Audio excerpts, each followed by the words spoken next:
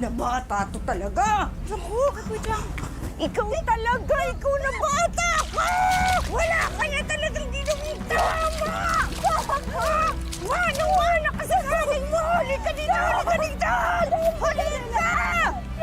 Ano mo ba kasalanan ko siya? Wala ka nang ginawang tama! Mana ka talaga sa nanay mo! Kinakagalit ko sa akin. Ano? Ano ang kinakagalit ko sa'yo? Bobo ka ba talaga? Hindi ka ba marunong magpatay ng plancha? Palibasa, anak ka ni Satanas, kaya ayos lang sa'yo na masunog ka. Pero huwag mo kami idamay ni nanay! Tama na. Ako ang nakaiwan ng plancha. Ako na lang ang saktan mo. Gusto ko naman makatulong dito sa gawain bahay. Ang dami nang ginagawa ni Nimpa eh. Nay, ang sabihin nyo, pinagtatakpan nyo lang tong batang to. Ang dapat dito sa bata na to, mabigyan ng leksyon para matuto! Wala mo talaga ako kasalanan. Anong wala, ha? Anong wala? Anong wala? Huwag kang makialam! Ano ba? Hindi ako mangingialam? May best friend din inaaway mo! Ano ba?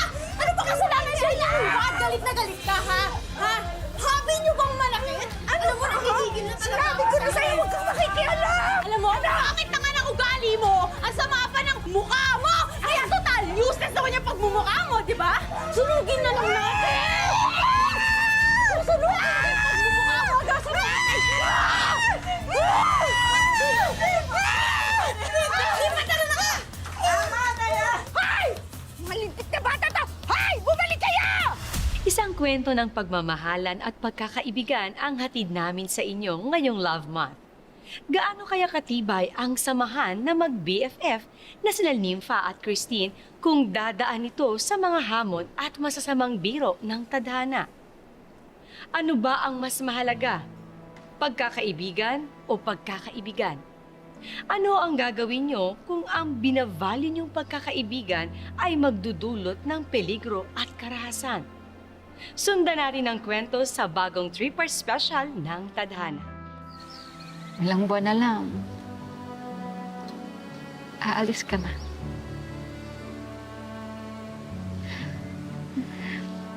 Mamimiss kita, Bes. Men, mamimiss rin kita. Basta, palagi mo tatandaan, nandito ako palagi for you. Okay? Okay. Ano nga yun? Best friends forever!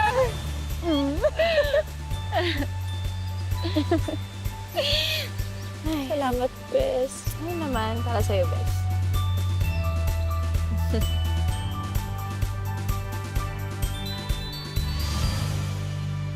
Nympha? Bes! Ba't hindi ka pumasok? Okay ka lang ba, Nympha? Okay ka lang ba? May sakit ka ba? Ano gusto mong pagkain? Bibilin ko. At hindi. Ayos lang ako. Masama kasi yung pakiramdam ni Lola eh. Wala pa si Chanora kaya ako muna yung nagbantay. Kaya hindi ako nakapasok. Eh, paano ka bukas?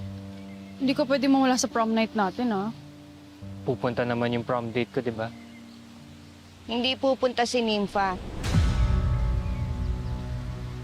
Marami siyang trabahong gagawin dito sa bahay bukas. Kaya humahaba ang sungay nito eh. Napapasama kasi sa inyo. Dito ka lang sa bahay. Naiintindihan mo? Magbalat ka ng kamote.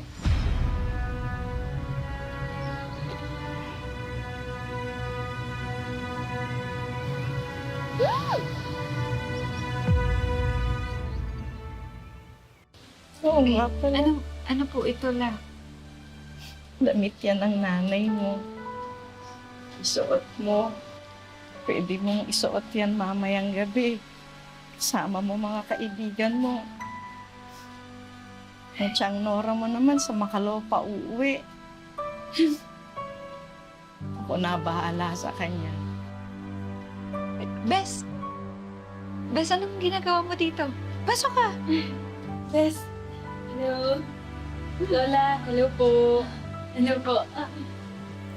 Bes, ibibigay ko lang sa'yo yung notebook tsaka libro na pinahiram mo sa akin. Pero, Bes, hindi na ako magtatagal kasi magpapaayos pa ako ng buhok. Papaganda. Sige, mag-ingat ka. Sige, Bes. Sige, Bes, una na ako, ha? Sige, ingat ka. Wala. La, love you, La. Thank you po.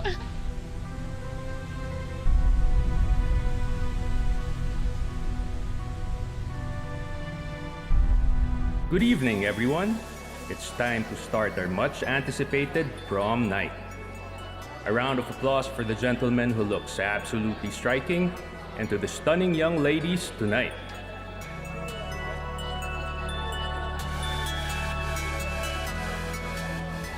Napakaganda mo, Christine.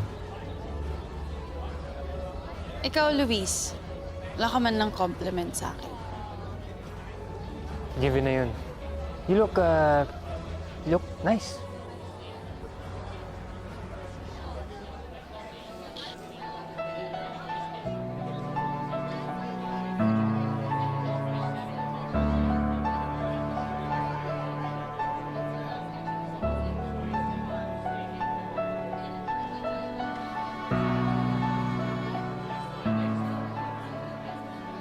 Nympha, ikaw talaga yung pinakamagandang babae na kilala ko. Naku, bigay kasi sa akin to ni Lola eh. Damit daw to ni Nanay. Bagay ba? Kahit anong suot mo pa, mas bagay ka pa rin sa akin. Naku ka. Tara na.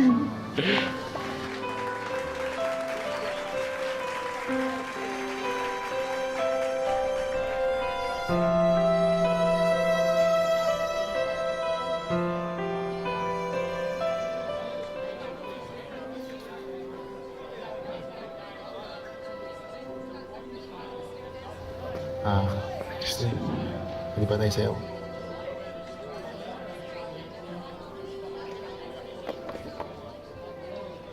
Rodel, mahal mo ba talaga ako? Gusto ko sabihin mo. Mahal mo ba ako? Mamahal kita, Christine.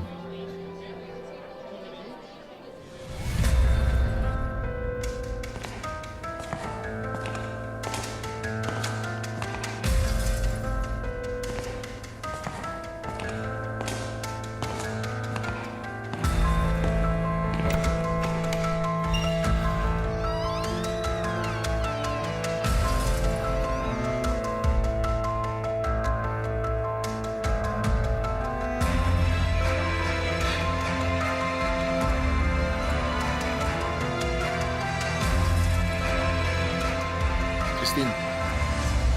Christine.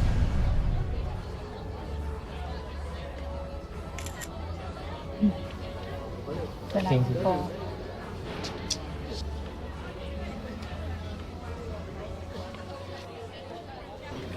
I love you, Nympha.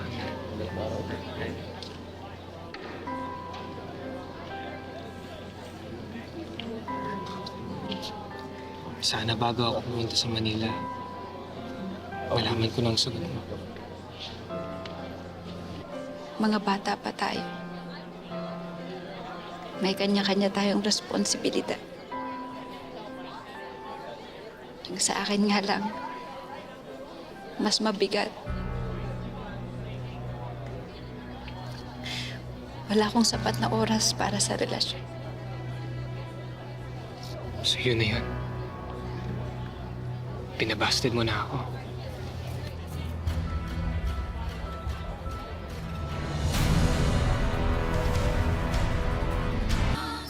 Bes, iingat ka dun, ha? Good luck.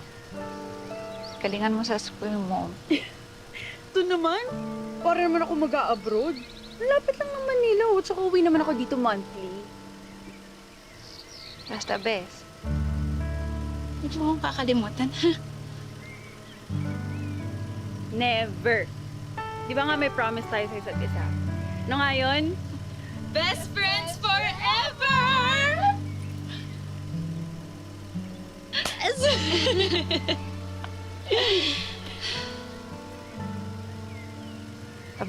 Bes, kamusta mo na lang ako kay Luis, ha? Sigurado ako na nagtampo yun sa akin dahil sa napag-usapan namin sa prom kagabi. Bes, huwag kang mag-alala kay Luis. Hindi ko siya pababayaan. Aalagaan at mamahalin ko siya.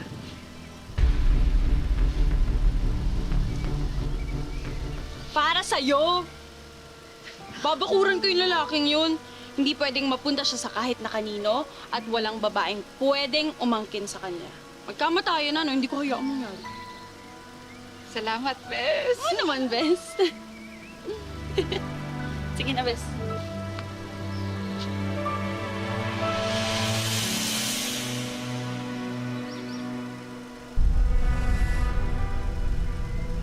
Lumuwas ng Maynila si Luis at Christine para magkolehiyo. Naiwan naman sa probinsya sina Nympha at Rodel para magtrabaho sa bukid. Pagkalipas ng 5 taon, ano-ano kaya ang mga pagbabago sa 4 na magkakaibigan?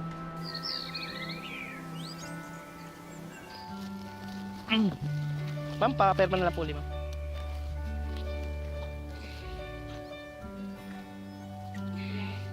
Thank you po, ma'am.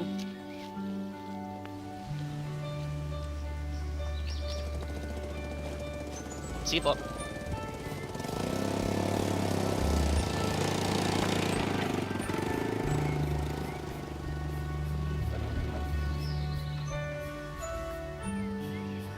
Iba talaga si Christine, no? Kahit na malayo siya, patuloy pa rin yung pagpapadala niya kay Lola. Swerte ko talaga sa kanya.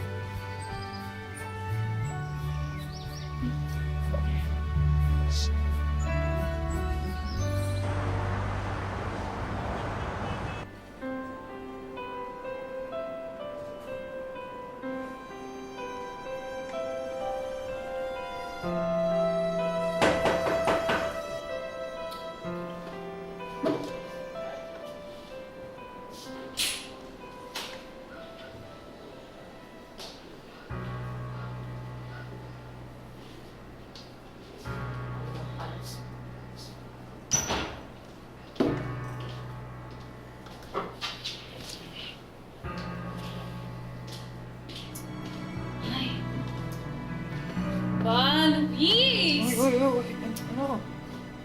Ano na nga yan? Uy, ano ginagawa mo? Ano ba?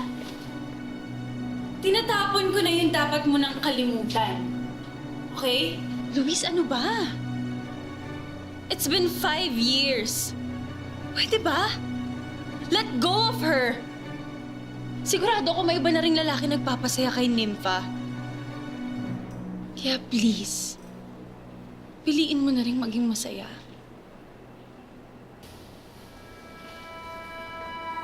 I'm here to help. Kaya kitang paligayahin.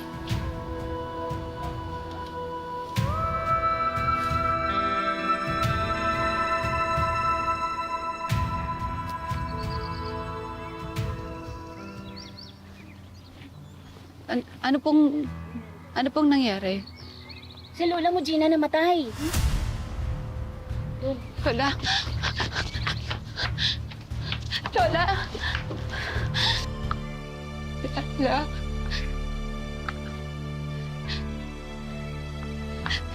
Lola? Lola? Lola?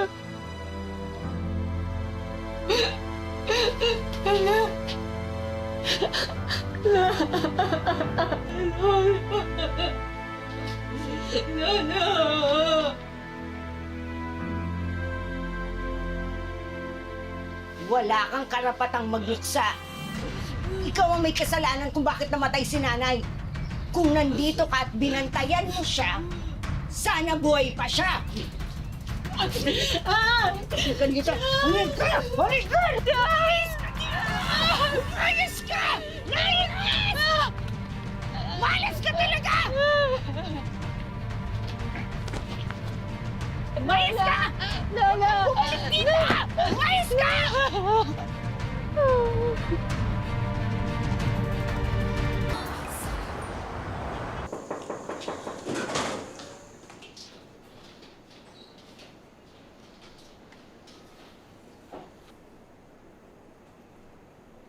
Ay, wala pa palang ice cream. Kuha lang ako. Pasok kayo.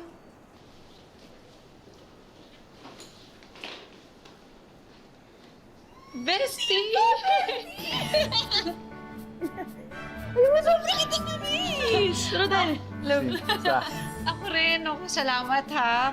Kasi hanggang ngayon, kailangan ko ng tulong. Lagi ka nandyan. Oo naman. Ako ba? Kapatid na yung turing ko sa'yo, no? Kaya tutulungan kita sa abot na makakaya. Salamat. Kaya ang sa akin, sa'yo na rin. At ang sa'yo, akin na rin. Tama ba? Oo naman. Di ba? Ikaw pa ba? Best friend kita eh.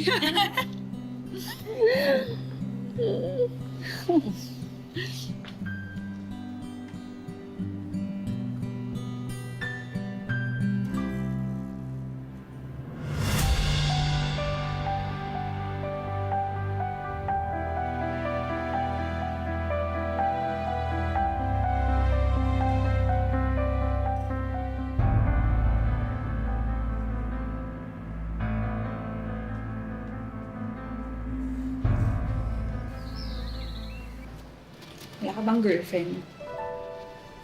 Depende sa'yo kung sasagutin mo na ako. Seryoso nga ako. Wala. Talaga? Naku, architect ka na. May maganda kang sweldo. Sigurado maganda rin yung bahay mo. Saka may maganda kang sasakyan. Posibleng wala kang girlfriend. Wala nga.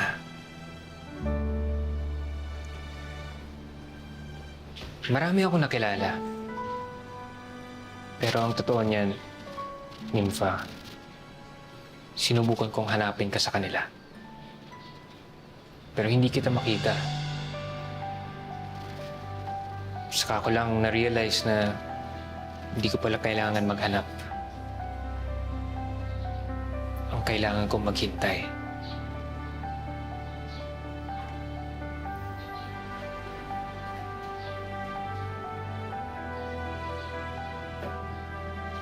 Ikaw ba, Nympha? May bago na bang nagmamayari ng puso mo?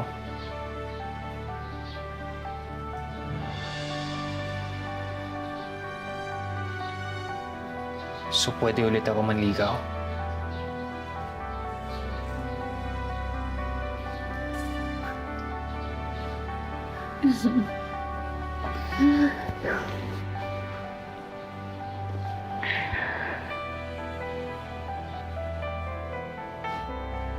Sumama ka sa akin. Lalayo tayo.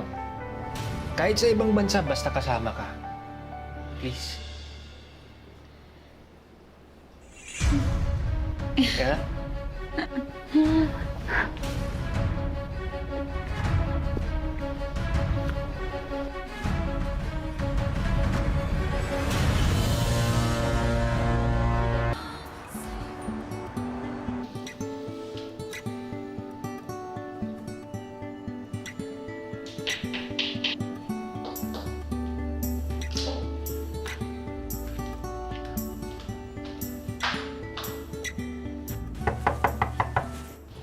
Hello? Hi. Wait lang, ano ginagawa mo? Kaya na ginagawa natin dati. Tara, sabihan kita dito. Baka makita tayo ni Rodel. Dito muna siya nakikitira.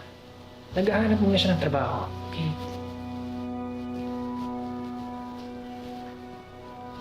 Tigilan na natin to, Christine. Pagkakamali yung nagawa natin noon. Kung isang beses lang nangyari yun, pwede pang pagkakamali eh. Pero hindi, Luis. Naulit yun. Hindi lang isa, hindi lang dalawa, hindi lang tatlo, maraming beses. At alam ko na gustuhan mo rin yun, di ba? Christine, Christine. kalimutan na natin. Please.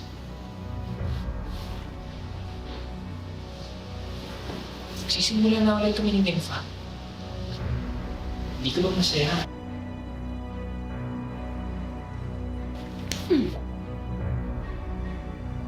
Masaya? Sige nga, paano ako magiging masaya? Nung binastad ka niya, sino bang nandito para damayan ka, Luis? Ako. Nung lugmok ka sa kalungkutan, sino bang nandito para magpasaya sa'yo? Ako! Ako, Luis! Ako yung kasama mo! Ako yung kasama mo sa saya at sa lungkot. Bakit ba hindi mo ko kayong mahalin dahil na pagmamahal mo kay Nympha? Una sa lahat, hindi ko hiniling na gawin mo yung mga sinusumbat mo sa akin, Christine. Pangalawa, alam mo rin to eh. Hindi kailanman napalitan ng sino man ang pagmamahal ko kay Nympha. Kahit ikaw, Christine, hindi mo magagawa yun. Alam mo kung bakit? Ha? Kasi mahal ko si Nympha. Hindi ikaw. Kaya tigilan natin to, please. Ha?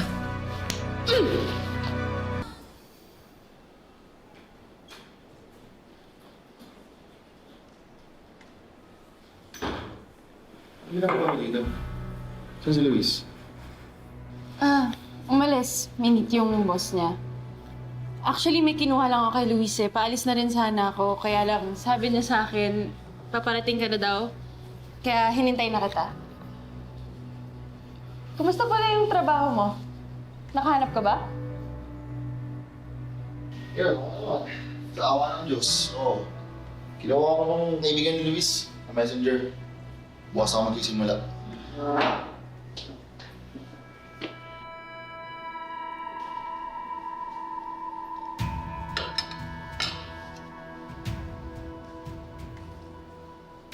Kumusta ka?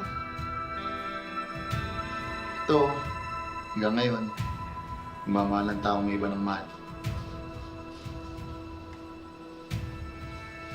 You mean... Oo, mahal ko si Nympha. Pero, alam naman natin si Luis ang mahal niya, di ba? Ano? Akala ko ako yung gusto mo. Pati ba naman ikaw inagaw ni Nympha? Pwes, di ako papayag. Hindi pwedeng mapunta sa kanya ang lahat.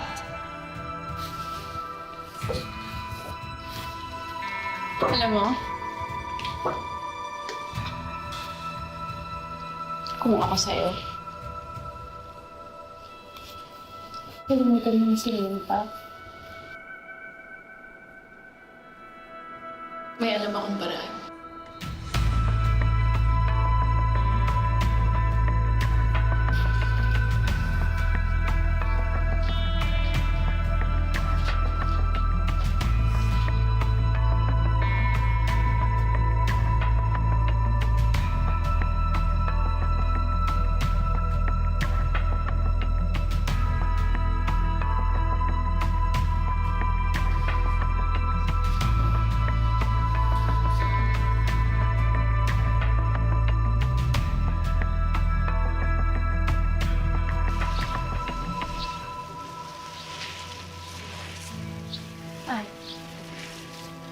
Nympha? May ipagtatapat ako sa'yo. Sige, sandali lang.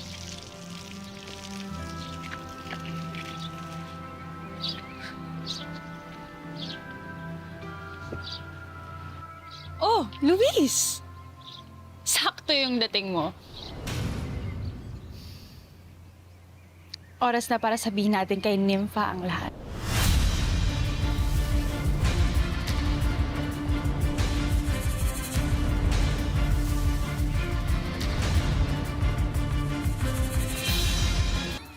Sige, ako na lang magsasabi. Nympha, bala kasi naming umuwi ng probinsya next week. May nabili kasi kaming lupa na pwedeng pagtuyuan ng business, like, bar, ganyan. Alam mo naman tong si Luis, di ba? Mahilig sa alak. Yeah, tama. Oo nga pala. Akala ko naman kung ano. Naku, maganda yan. Maganda yung plano ninyo. Kaya lang, baka hindi muna ako sumama sa inyo sa probinsya. Alam niyo naman, di ba? Ayoko muna makita si Chanora eh. Okay lang. Eh, sandali lang yung niluluto ko. Puntahan ko muna, ha? Sige.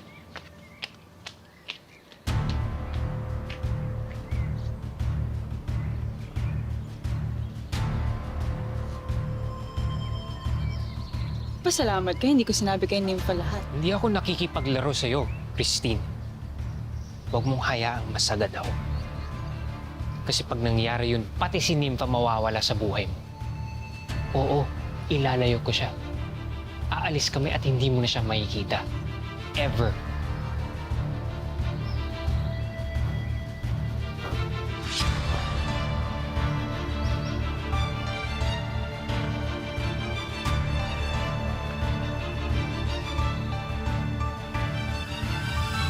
Ito na ba ang mitya ng unti-unting pagkasira ng pagkakaibigan nila?